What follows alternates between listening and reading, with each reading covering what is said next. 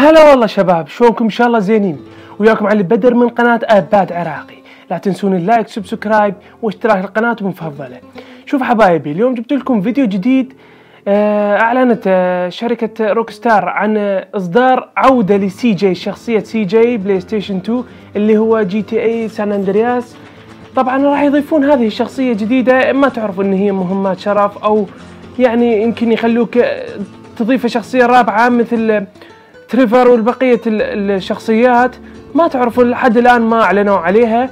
هي شخصية فول اتش دي مثل ما تشوفون الآن، شخصية كلش حلوة، يعني تطوير الشخصية والجرافيك يعني كلش هايل، فول اتش دي. ما نعرف يعني لحد الآن أنهم يشتغلون في هذه الحلقة، هذه التصميمات. ما نعرف أنه هو إيش راح يجي، هل يا ترى هو يعني يجيك مهمة وتجيك تقتله، ما تعرف.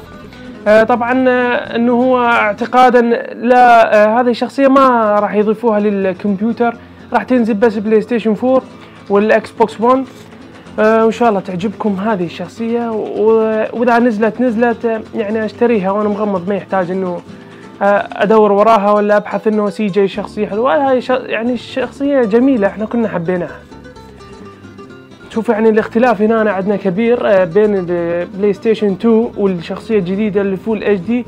والله شكلها مرة حلوة مرة حلوة. ودي تعليقاتكم واستفساراتكم عن اللعبة ومين حيشتريها. طبعا لازم الكل تشتريها ان شاء الله.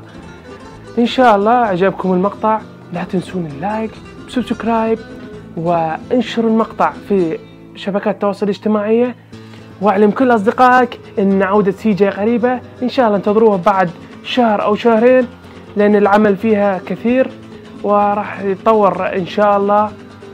جميع طور القصة راح يضيفون مهمات جديدة، وان شاء الله اخبار جديدة. كان معكم علي البدر من قناة اباد عراقي، تحياتي، السلام عليكم.